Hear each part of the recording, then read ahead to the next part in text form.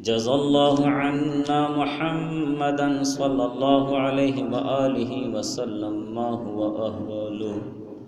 رب اشرح لي صدري ويسر لي أمري واحلل عقدة من لساني يفقهوا قولي.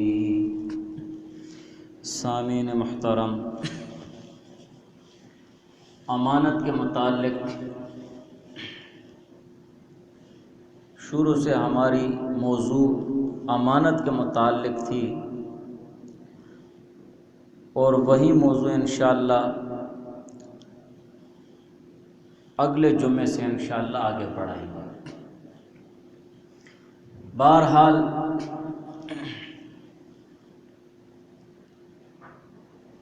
دور حاضر میں ہم مومن مسلمان اپنی زندگی اور اپنے حالات کا جائزہ لیں اور اپنے اوقات کا جائزہ لیں اور اپنے گھر کا جائزہ لیں اور اپنے معاشرے کا جائزہ لیں اور پھر اپنے محلے اور گاؤں کا جائزہ لیں. اسی طرح اپنے شہروں کا جائزہ لیں تو ہر لحاظ سے، خصوصاً دینی حوالے سے اور دینداری حوالے سے اور صحیح کامل اور اکمل مسلمانی کے حوالے سے اور صحیح کامل مومن ہونے کے حوالے سے، اللہ اور اللہ کے رسول کے احکامات کے حوالے سے ہم مسلمان بہت پستی کی طرف جا رہے ہیں، بہت انتہائی کمزوری کی طرف جا رہے ہیں اور بہت زیادہ دور ہوتے جا رہے ہیں.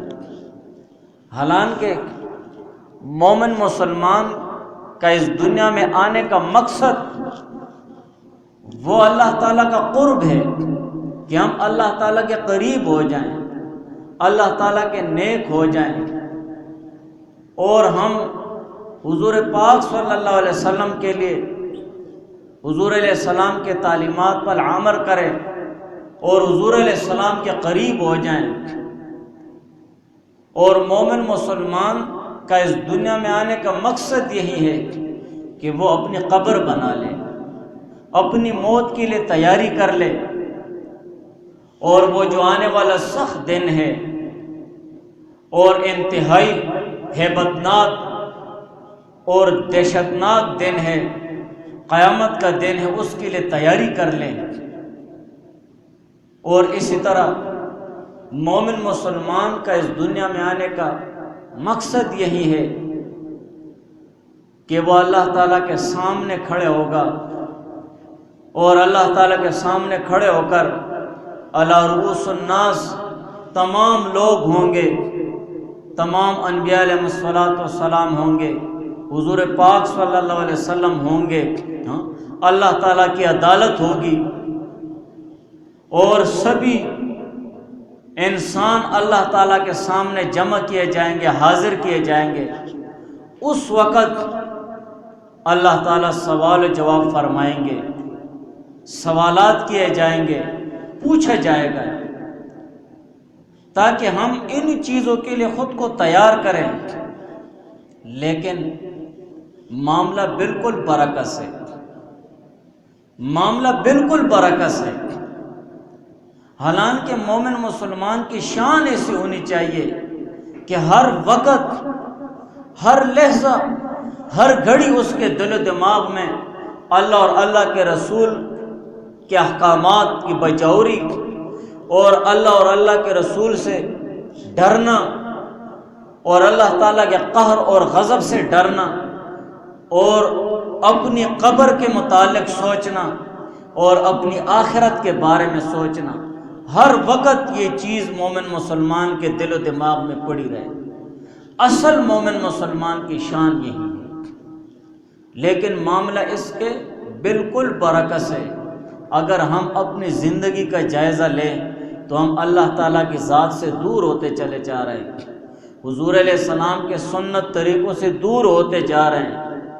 نفسانی خواہشات اور شیطانی وساوس اور اسی طرح شیطان کے پھیلائی ہوئے مختلف گمراہیاں، اور اسی طرح دنیا داری نے، دنیا پرستی نے، مال کے ہوس نے، مال کے ہرس نے ہمیں گھیرا ہوا ہے۔ یہ جو جدید ٹیکنالوجی ہے، اور غیر مسلم اپنی کوششیں کر کر کے مومن مسلمان کو تو کیا، مومن مسلمان کے دل و دماغ میں جو اسلام ہے، جو دین ہے، اس کو ہی ختم کرنے کی کوشش میں لگے ہوئے ہیں۔ ان کی جتنی بھی یہ جدید ٹیکنالوجی کی چیزیں ہیں، یہ مومن مسلمان کو دینی حوالے سے اور دینداری حوالے سے مفلوج کرنے کے لیے ہے، تاکہ اس کا وقت ضائع ہو جائے، اس کی عمر ضائع ہو جائے، اور اس کی صلاحیتیں ضائع ہو جائیں، اس کی جوانی ضائع ہو جائے۔ وہ اسی چیز پر لگے ہوئے ہیں، وہ پیسہ ہم سے تھوڑا کما رہے ہیں، لیکن ان کا مقصد یہی ہے۔ جیسے ہم مومن مسلمان کی شان یہ ہے کہ وہ دین اور اسلام کے لیے اپنی جان، اپنا مال اور اپنا اہل و عیال سب کچھ قربان کر دیتا ہے۔ اسی طرح شیطان نے ان کے دل و دماغ میں چیز ڈالی ہوئی ہے کہ تم لوگ مسلمانوں کو اور مسلمانوں کے دین اور اسلام کو، ان سب کو جڑ سے ختم کرنے کے لیے تن من دن سب کی قربانی دے دو۔ وہ ہمیں ختم کرنے کے لیے قربانیاں دے رہے ہیں، ختم کرنے کے لیے جان دے رہے ہیں، اور ہم خوشی خوشی سے خود کو ختم کرنے میں لگے ہوئے ہیں۔ خود کو اپنے ہاتھوں سے، اپنے ہی کارناموں سے، اپنے عملوں سے ہم اپنے آپ کو دین سے بھی دور کر رہے ہیں، اپنے اہل و عیال کو بھی دین سے دور کر رہے ہیں، اور اسی طرح اپنا گھر بھی ہم برباد کر رہے ہیں، اور اپنا معاشرہ بھی برباد کر رہے ہیں۔ مومن مسلمان کی تو شان ایسی ہونی چاہیے کہ وہ ہر وقت ایک گہری سوچ میں پڑا رہے دین اور دینداری کے حوالے سے، اور وقتاً فوقتاً خود کو پرکھے، خود کو جانچے، اپنا امتحان لے کہ میں دور ہوتا جا رہا ہوں اللہ تعالیٰ کی ذات سے، اور اسی طرح حضور علیہ السلام کے سنت طریقے مجھ میں آ رہے ہیں یا نکل رہے ہیں۔ قبر کے میں قریب ہو رہا ہوں، موت کے قریب ہو رہا ہوں، موت کے لیے کتنی تیاری کر رہا ہوں، قبر کے قریب ہو رہا ہوں، قبر کے لیے کتنی تیاری کر رہا ہوں۔ ان چیزوں کے متعلق ہم خود کو جانچیں، لیکن ہمارے پاس وقت ہی نہیں ہے۔ معاملہ بالکل برعکس ہو گیا ہے۔ ہمیں ان چیزوں کو دیکھنے اور سوچنے اور پرکھنے کے لیے وقت ہی نہیں ہے۔ یہ ہماری کمزوری ہے، یہ ہماری کم ظرفی ہے، یہ ہماری کم ہمتی ہے۔ ان کم ہمتیوں سے نکلنا ہے، اپنی یہ کم ظرفی ختم کرنی ہے، اپنی یہ کم بختی ختم کرنی ہے۔ اور یہ کیسے ختم ہوگی؟ اس کے لیے آسان طریقہ ہے، آسان حل ہے کہ ہم اللہ اور اللہ کے رسول کی اطاعت کریں، اللہ تعالیٰ کے قرآن کو لیں، موت کو یاد کریں، حضور علیہ السلام کے سنت طریقوں کو اپنی زندگی میں لائیں، اور اسی طرح شیطان کی مخالفت شروع کر دیں۔ جو غیر مسلم مسلمانوں کو اور دین اسلام کو ختم کرنے کے لیے جو چیزیں اور جو جدید ٹیکنالوجی نکال رہے ہیں، اس کو صحیح استعمال میں لائیں تاکہ وہ اپنے مقصد میں کامیاب ہو جائیں، بجائے اس کے کہ ہم خود ہی اس کو غلط استعمال کر کے ان کو اپنے مقصد میں کامیاب کر دیں۔ تو ہمیں سوچنا چاہیے۔ حضور پاک صلی اللہ علیہ وسلم نے فرمایا کہ میں دو نصیحت کرنے والے چھوڑ رہا ہوں، دو واعظ، دو نصیحت کرنے والے چھوڑ رہا ہوں، ایک ہے بولنے والی نصیحت اور ایک ہے چپ نصیحت۔ جو بولنے والی نصیحت ہے وہ ہے قرآن پاک۔ ہم اس بولنے والی نصیحت، اس نصیحت کو لے لیں۔ یہ جو بولنے والا قرآن ہے، واعظ و نصیحت ہے، جو ہمیں سبق دے رہا ہے، جو ہمیں درس دے رہا ہے۔ اللہ تعالیٰ کے یہ کلام ہمیں اللہ تعالیٰ کے احکامات سکھا رہا ہے۔ اللہ تعالیٰ کا یہ کلام حضور علیہ السلام کی تعلیمات سکھا رہا ہے۔ اسے سیکھو، اسے سنو اور اسے اپنی زندگی میں لاؤ۔ یہی ہے مومن مسلمان کا اصل دستور العمل۔ ساری زندگی اس پر گزارنی ہے۔ اس نصیحت کو ہم لے لیں، اس نصیحت کو ہم قبول کریں۔ آج دیکھو ہمارے معاشرے میں جو بولنے والی نصیحتیں ہم نے اسے چھوڑ دیا ہے۔ کتنے ایسے بچے ہیں جو ان کی عمر گزر جاتی ہے، جوانی میں پہنچ جاتے ہیں، لیکن وہ قرآن نہیں سمجھتے ہیں، قرآن ناظرہ نہیں پڑھ سکتے ہیں، ان کو الف با تا سا حروف تہجی بھی نہیں معلوم۔ اور یہ نصیحت تو بہت آسان ہے، وَلَقَدْ يَسَّرْنَا الْقُرْآنَ لِلذِّكْرِ فَهَلْ مِن مُدَّكِرٍ۔ اللہ تعالیٰ فرماتے ہیں ہم نے قرآن آسان کیا ہے للذکر، نصیحت حاصل کرنے کے لیے، اسے یاد کرنے کے لیے۔ فَهَلْ مِن مُدَّكِرٍ، کوئی ہے اس کو یاد کرنے والا، اس نصیحت کو لینے والا؟ ہم نے قرآن کو چھوڑ دیا ہے، پس پش ڈال دیا ہے۔ ہم قرآن سنتے ہی نہیں ہیں کہ ہم قرآن سنیں، غور سے سنیں کہ یہ اللہ کا کلام ہے، اللہ کی باتیں ہیں، کلام ہے نا۔ ہم تو ادباً کہتے ہیں نا اللہ کا کلام ہے۔ اگر کسی والد کے پاس بیٹے کا خط جاتا ہے اور والد ان پڑھ ہوتا ہے تو وہ خط خوشی سے لے کر گھومتا ہے، یار کس سے کہوں کہ یہ خط مجھے پڑھائے، مجھے سنائے، پڑھے۔ پھر خاص آدمی کے پاس جاتا ہے، یار میرے بیٹے نے خط بھیجا ہے، مجھے اس کی یہ باتیں سناؤ۔ وہ بار بار ابا جان کہتا ہے، ہاں باپ کتنا خوش ہوتا ہے، ہاں پھر کہتا ہے یار یہ بات پھر کرو، وہ اس پہ اچھی لگتی ہے۔ کیوں؟ بیٹے کی باتیں، بیٹے کا کلام ہے۔ لیکن اللہ تعالیٰ کا کلام ہم نے چھوڑ دیا ہے۔ ہمارے دلوں پر اثر کیوں نہیں کر رہا ہے؟ اس لیے نہیں کر رہا کہ ہم دل سے لے نہیں رہے ہیں اس قرآن کو۔ شیطان چھوڑتا ہے کہ ہم اللہ تعالیٰ کا قرآن سنیں۔ شیطان نے تو ہمارے لیے گانے بجانے اور وہ زہریلی آوازیں خوبصورت کی ہوئی ہیں، وہ ہمارے دل و دماغ پر اچھی لگتی ہیں، اس لیے کہ وہ ہمارے طبیعت کے موافق ہیں، ہماری سوچ کے موافق ہیں۔ اسی لیے تو وہ باتیں، وہ گانے بجانے، وہ بری آوازیں ہمارے دل و دماغ پر اثر بھی کرتی اور اچھی بھی لگتی ہیں۔ ہمیں اپنے دل و دماغ پر محنت کرنی ہے، اتنی محنت کرنی ہے کہ قرآن کی آواز ہمیں اچھی لگ جائے، اللہ تعالیٰ کا کلام ہمیں اچھا لگنا وہ لگے اور ہمارے دل و دماغ پر اثر کرے۔ جب ہم اپنے دل و دماغ پر محنت کریں گے، شیطانی اثرات اس سے ہٹائیں گے، تب اللہ تعالیٰ کا کلام ہماری طبیعت کے موافق ہو جائے گا، تو پھر اللہ کا کلام ہمیں اچھا لگے گا۔ قرآن سنتا ہوں تھوڑا سا، اللہ تعالیٰ کا کلام سنتا ہوں، مجھے یہ چیز اچھی لگتی ہے، اور جو شیطان کوشش کرتا ہے اس کی کوشش ناکام ہو جاتی ہے۔ تو اس نصیحت کو ہم نے چھوڑ دیا، یہ بولنے والی نصیحت کو، اس بولنے والی نصیحت کو ہمیں لینا ہے، اللہ تعالیٰ کے قرآن کو لینا ہے۔ اس میں اولین اور آخرین کا علم ہے، سب کا علم ہے، پہلوں کا بھی علم ہے، بعد والوں کا بھی علم ہے۔ یہ قیامت تک مومن مسلمانوں کے لیے دستور العمل ہے، ایک قانون ہے باضابطہ، اور اسی میں اللہ تعالیٰ کے اسی کلام میں ہر مومن مسلمان کی انفرادی اور اجتماعی کامیابی مضمر ہے۔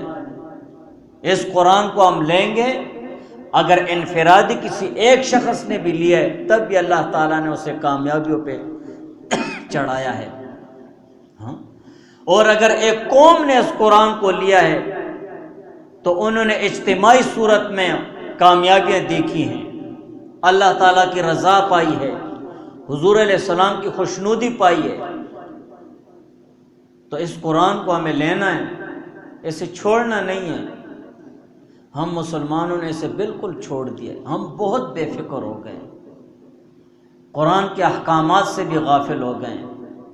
یہ نہیں سوچنا چاہیے کہ قرآن پڑھنے والے اور قرآن پڑھانے والے بہت زیادہ ہو گئے، قرآن پڑھنے اور پڑھانے والے ادارے بھی بہت زیادہ ہو گئے۔ یہ ہماری غلط سوچ ہے، بلکہ قرآن پڑھنے اور پڑھانے والے تو کم ہو گئے ہیں، وہ شوق اور وہ جذبہ ختم ہو گیا ہے۔ پڑھنے پڑھانے والے ادارے بھی کم ہو گئے ہیں، مساجد میں پڑھنے پڑھانے والے کم ہو گئے ہیں۔ وہ شوق وہ جذبہ ہمارے دلوں سے شیطان نے نکال دیا ہے، اور یہ شوق اور یہ جذبہ جو جدید ٹیکنالوجی ہے، جو مغربی ممالک نے مومن مسلمانوں کو ختم کرنے کے لیے اور اسلام کو جڑ سے اکھیڑنے کے لیے جو جدید ٹیکنالوجی مسلمانوں تک پہنچائی ہے، ان چیزوں نے اس قرآن کا سیکھنے اور سکھانے کا جذبہ نکال دیا ہے۔ دن رات ہم دیکھو کن چیزوں میں مشغول ہوتے ہیں، ہمیں فرق ہی نہیں پڑتا ہے۔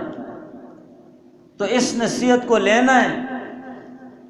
وَهَذَا كِتَابٌ أَنزَلْنَاهُ مُبَارَكٌ، اللہ تعالیٰ فرماتے ہیں یہ جو کتاب ہم نے نازل کی ہے یہ تو بہت برکت والی کتاب ہے، جو اس کو پڑھے گا وہ بھی برکتی، جو اس پر عمل کرے گا وہ بھی برکتی، جو اس کو چھوئے گا وہ بھی برکتی، جو اس کو سیکھے گا وہ بھی برکتی، جس چیز پر پڑھا جائے وہ بھی برکتی ہے، برکت ہی برکت ہے۔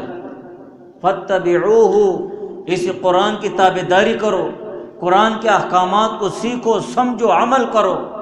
وَاتَّقُوا،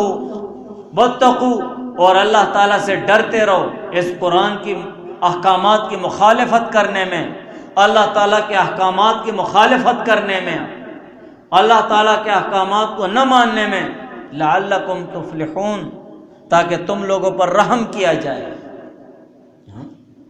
آج دیکھو ہمارا معاشرہ کس سمت پہ جا رہا ہے، ہم مسلمان کس طرف جا رہے ہیں۔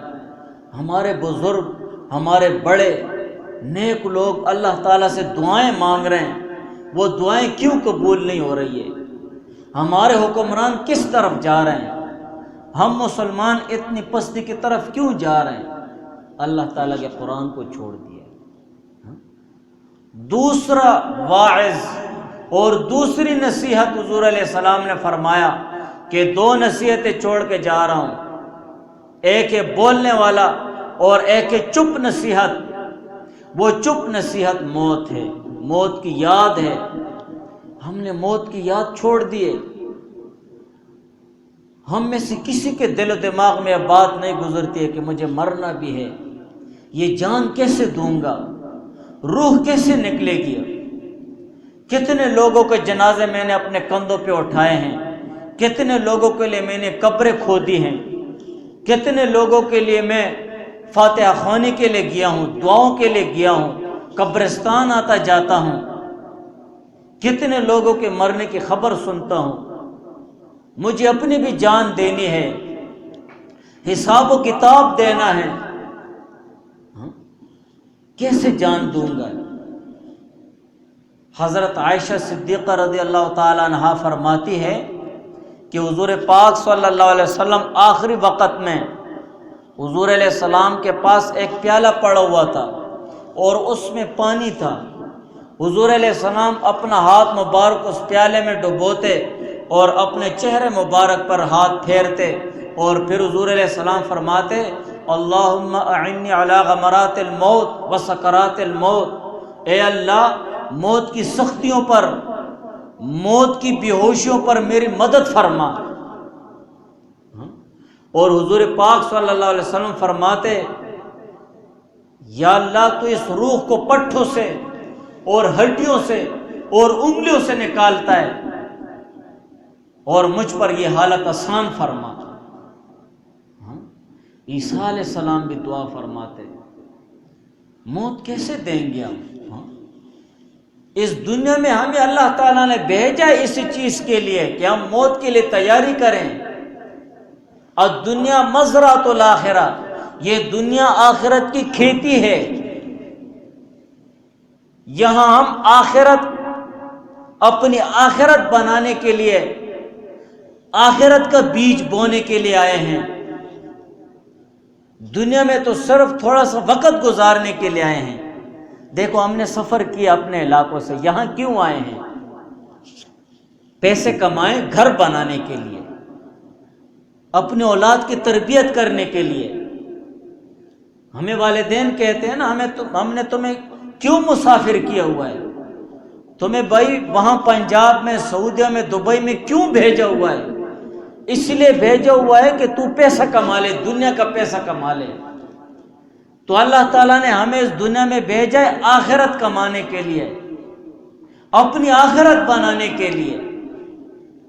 الدنیا مزرعۃ الآخرہ، یہ دنیا آخرت کے لیے کھیتی کی جگہ ہے۔ یہاں ہم جو کریں گے وہاں وہ ہم کاٹیں گے۔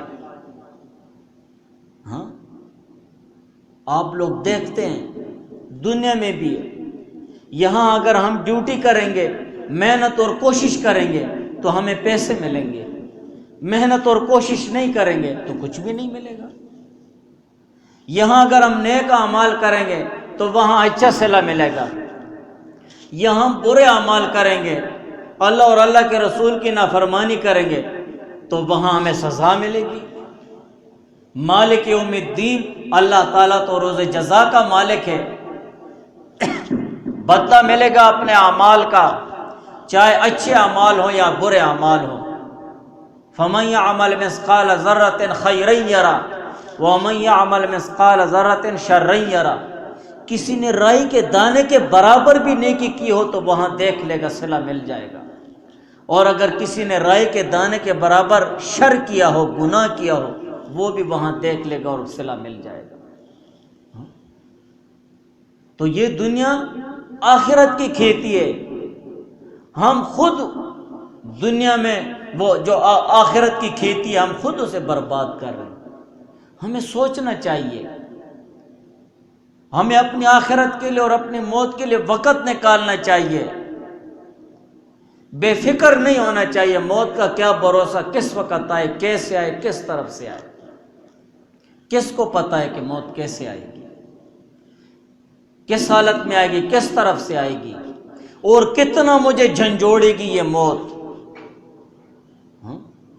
حضرت عمر فاروق رضی اللہ تعالیٰ عنہ نے حضرت کعب رضی اللہ تعالیٰ عنہ سے پوچھا کہ یہ موت کی سختی کیسی ہوتی ہے؟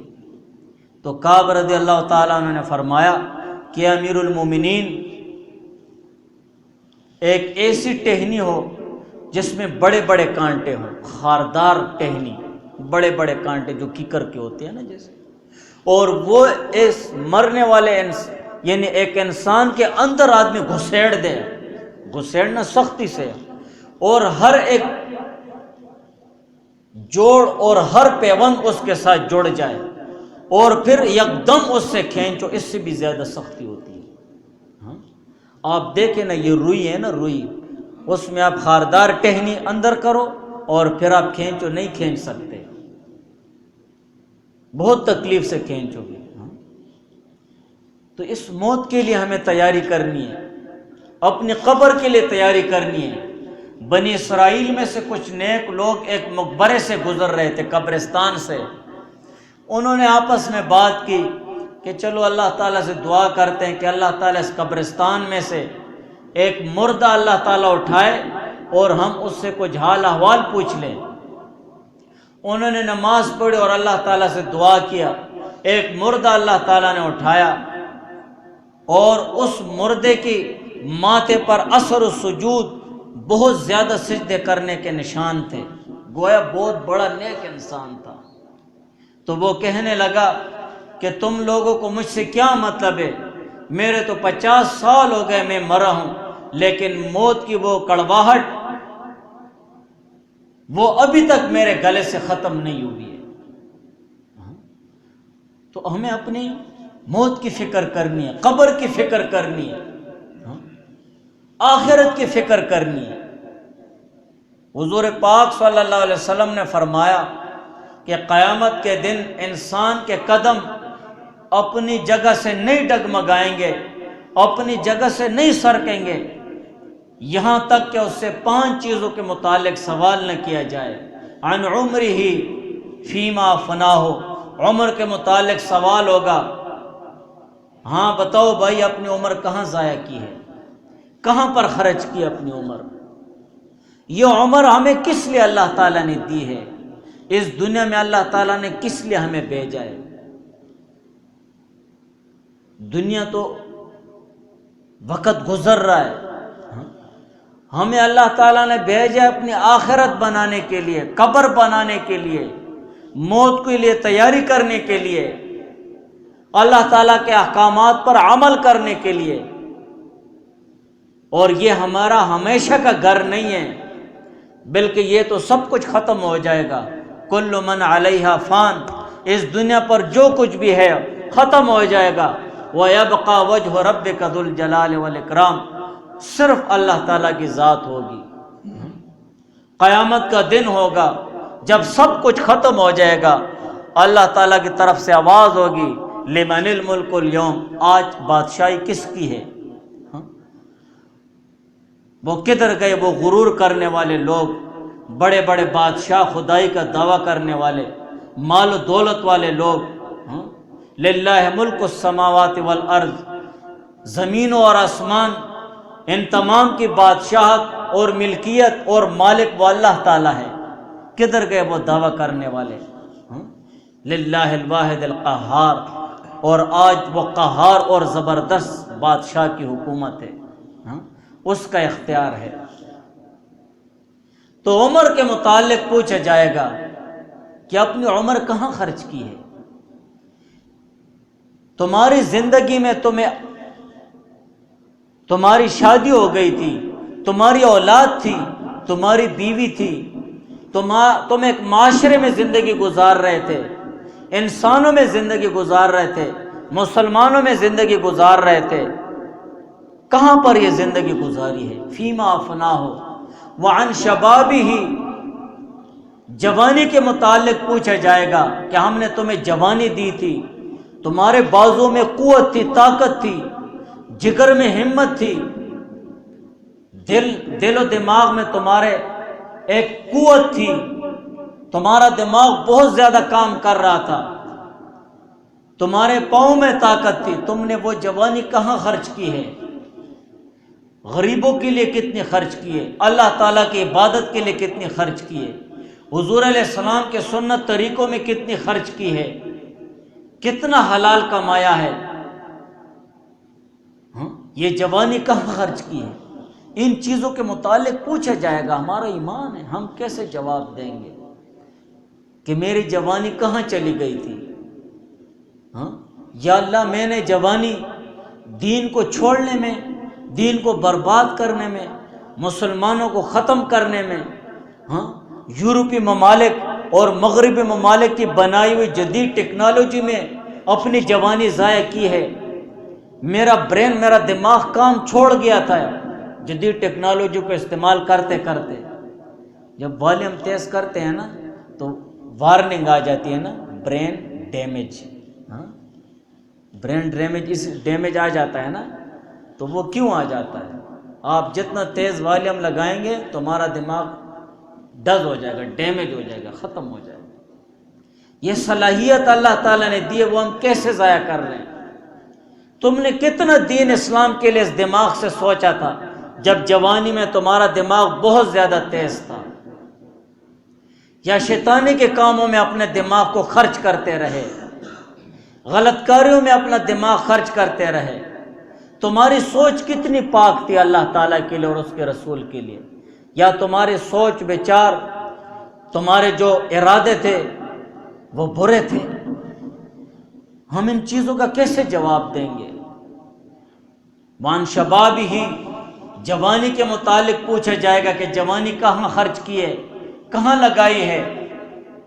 وعن مالی ہی، مال کے متعلق پوچھا جائے گا، من این اکتسبو، کہاں سے کمایا، کتنا کمایا، کیسے کمایا تھا، کیسے اپنی ڈیوٹی کی تھی، کیسے وقت دے رہے تھے، کیسے کام کر رہے تھے، دل کی گہرائی سے کام کر رہے تھے یا صرف وقت گزار رہے تھے؟ اخلاص سے کام ہوتا ہے نا، اخلاص سے، محنت سے کام ہوتا ہے۔ بھائی مجھے اس محنت اور اس چیز کا صلہ ملتا ہے، پیسے ملتے ہیں، کمائی ملتی ہے، مجھے اس مالک اس آدمی نے رکھا ہوا ہے اس کام کے لیے، مجھے اخلاص سے کرنا ہے، شوق سے کرنا ہے، مجھے اپنے پیسے اور اپنی کمائی حلال کرنی ہے، جان چھڑائی نہیں کرنی ہے۔ اللہ تعالیٰ دیکھ رہا ہے، اللہ تعالیٰ سن رہا ہے، اللہ تعالیٰ قادر مطلق ذات ہے، اس کو تو سب کچھ پتہ ہے۔ مال کیسے کمایا، این اکتسبہ وفیما انفقہ، اور مال کہاں پر خرچ کیا ہے؟ اللہ تعالیٰ کی رضا کے لیے خرچ کرتے رہے، تمہارا مال تمہیں مل گیا، تمہاری محنت کا صلہ تمہیں مل گیا، حلال کمائی تمہیں مل گئی ہے، پھر وہ حلال کمائی کہاں خرچ کی ہے؟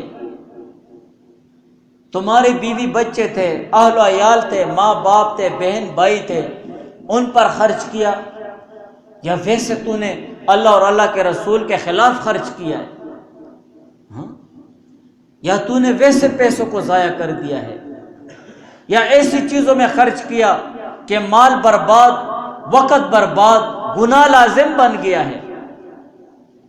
ایسی چیز تو نے لے لی ہے، ایسی جگہ تو نے مال خرچ کر دیا ہے کہ تمہارا مال بھی برباد ہو گیا، وقت بھی برباد ہو گیا، گناہ بھی لازم ہو گیا، گناہ بھی آ گیا ہے سر پہ، کیا فائدہ ہوا؟ علم کے متعلق پوچھا جائے گا، جو علم تو نے حاصل کیا تھا اس پہ تو نے کتنا علم کیا تھا؟ تو اتنا بڑا عالم تھا، اتنا بڑا مفتی تھا، بہت یوں رونگٹے کھڑے ہو جاتے ہیں کہ تمہیں اتنا علم تھا، یا ایک عالم نے یا ایک استاذ نے تمہیں اس چیز کے متعلق علم سکھایا؟ نماز سیکھو، نماز پڑھو، اللہ تعالیٰ کا حکم ہے، اللہ تعالیٰ نے قرآن میں ذکر کیا ہے وَأَقِيمُوا الصَّلَاةَ، نماز قائم کرو۔ قائم کرنے کا کیا مطلب ہے بھائی؟ یہ مطلب ہے تمہارے علم میں یہ چیز آ گیا نماز کے متعلق، تو نے عمل کیا؟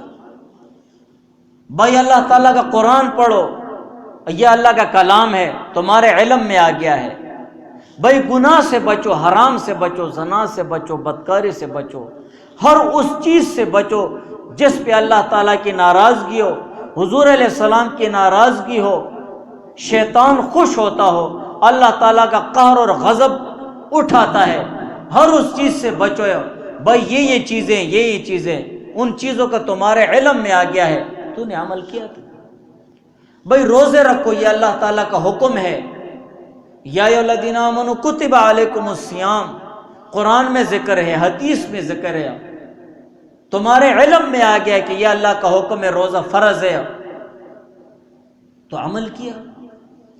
مال دولت آ گیا ہے، زکوٰۃ لازم ہو گئی، زکوٰۃ فرض ہے، زکوٰۃ دی، عمل کیا، یہ علم ہے نا۔ پوچھ کے علماء سے پوچھ کر تم زندگی گزار رہے ہو، تمہارے لیے تمہارے پاس علم آ رہا ہے، آہستہ آہستہ تھوڑی چیزوں کا تمہاری زندگی میں اتنی چیزوں کا علم آیا ہے، تو نے عمل کیا ہے؟ کتنا عمل کیا ہے؟ ہم کیسے جواب دیں گے؟ تو دیکھو میرے بھائیوں، سامعین محترم، یہ اللہ تعالیٰ نے ہمیں عمر دی ہے، یہ زندگی دی ہے، یہ جوانی دی ہے، یہ وقت دیا ہے، یہ اچھا معاشرہ دیا ہے، دین اور اسلام دیا ہے، ہمیں اللہ تعالیٰ نے حضور علیہ السلام کا امتی بنا کر بھیجا ہے، ہاں، اور ہمیں اللہ تعالیٰ نے وقت دیا ہے، ساری چیزیں دی ہیں، یہ کس لیے کہ ہم اللہ تعالیٰ کو خوش کریں، اللہ تعالیٰ کے قریب ہو جائیں، حضور علیہ السلام کی خوشنودی حاصل ہو، ہم اپنی قبر بنائیں، اپنی آخرت بنائیں، اپنی موت کے لیے تیاری کریں، اور قیامت جیسے دہشتناک دن کے لیے تیاری کریں۔ تو کوشش کرنی چاہیے کہ اپنے وقت اور اپنی عمر کو ضائع نہیں کرنا چاہیے، اپنے 24 گھنٹے زندگی میں سے خدا را 5 منٹ نکالو، 5 منٹ نہیں تو 4 منٹ نکالو، 4 نہیں تو کم سے کم 3 منٹ نکالو، 3 منٹ نکال کے تنہائی میں بیٹھو۔ اگر تنہائی نہیں ہے، اپنے کمرے میں اپنے بستر پر لائٹ آف ہو جائے، تھوڑا سا بیٹھ جاؤ، سکون سے سکون لے لو، اور پھر سوچو کہ میری اتنی زندگی ہو گئی ہے، کیا پایا ہے اور کیا کھویا ہے، کیا پایا ہے کیا کھویا ہے، میرے دل میں کیا ہے، میرے بدن میں کیا ہے، میری سوچوں میں کیا ہے، اللہ کی رضا کتنی ہے، اور حضور علیہ السلام کے سنت طریقے میرے اندر کتنے ہیں، حضور علیہ السلام کی تعلیمات مجھ میں کتنے ہیں۔ پہلے اپنے آپ کا جائزہ لو اور پھر اپنے گھر بار کا جائزہ لو، خصوصاً اپنے بیوی بچوں کا پہلے پھر جائزہ لو۔ تو اس کے لیے کم سے کم 3 منٹ ہم نکالے 24 گھنٹے میں، تب جا کے ہمارا وقت، ہماری زندگی اور ہمارے حالات وہ بدلیں گے انشاءاللہ، اور اللہ تعالی ہمیں توفیق عطا فرمائے۔ دعا کرو اللہ تعالی ہمیں